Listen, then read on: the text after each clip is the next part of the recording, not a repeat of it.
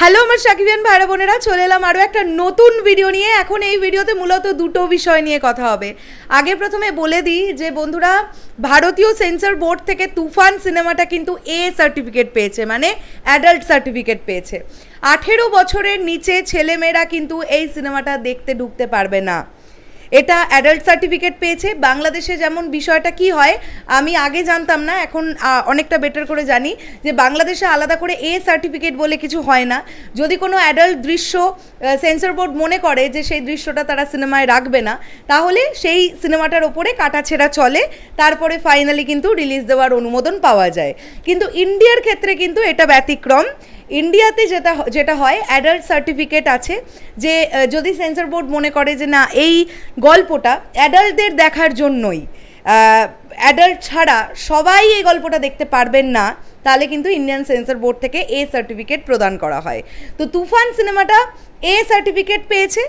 এটা তোমরা কলকাতাতে বুক মাই শোতে যে কোনো জায়গায় টিকিট কাটতে গেলেই তোমরা দেখতে পাবে সেখানে কিন্তু একটা লেখা ওরা দিয়ে দিচ্ছে যে 18 বছরের ঊর্ধ্বে ছেলেমেয়েরা সিনেমাটা দেখতে পাবে, এবং সিনেমা হলে যাওয়ার সময় অবশ্যই আইডি প্রুফ নিয়ে যেতে হবে যে তোমার 18 বছর বয়স হয়ে গেছে।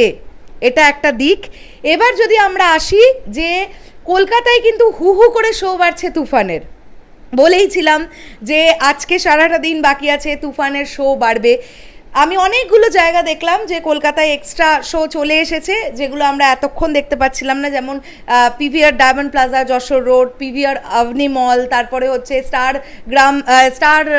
কি বলে ওটাকে, স্টার মল মধ্যমগ্রাম। আচ্ছা, তা আরও বেশ দু একটা জায়গা দেখলাম।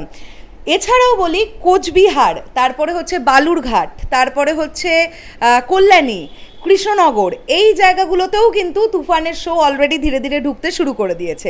স্পেশালি যে জায়গাগুলোতে এসবিএফ সিনেমাস আছে সেই জায়গাগুলোতে কিন্তু অলরেডি তুফানের বুক মাই শোতে চলে এসছে। আমার মন বলছে এখনও কিন্তু হল অ্যাড হবে, জাস্ট একটু ওয়েট করতে হবে আমাদেরকে, ব্যাস, আর কিচ্ছু না। একটু সময়টা নিয়ে অপেক্ষা করতে হবে। আজকে সারাটা দিন সময় আছে, তুফানের কিন্তু এখনও শো আসবে, কলকাতাতেও আসবে, কলকাতার বাইরেও আসবে, পুরো পশ্চিম বাংলা জুড়ে কিন্তু শো আসবে। আজকে রাত্রি পর্যন্ত শো বাড়বে, কেননা কালকে থেকে কিন্তু সিনেমাটা পশ্চিমবাংলায় রিলিজ পাচ্ছে। তাই যারা ভুয়ো খবর ছড়ানোর চেষ্টা করছেন যে এই কটা শো মাত্র, এই কটা হল মাত্র, তাদের উদ্দেশ্যে আমার কিছু বলার নেই। আমি সাকিবিয়ান ভাইদের বোনেদের বলবো, বি পজিটিভ, অনেক হল আসবে, জাস্ট একটু অপেক্ষা করো। কনস্ট্যান্ট বুক মাই শো কিন্তু আপডেটেড হচ্ছে। এইটুকু জানাতেই চলে এসেছিলাম। এখন বেরিয়ে যেতে হবে, যাব একটা খুব ইম্পর্টেন্ট জায়গায়।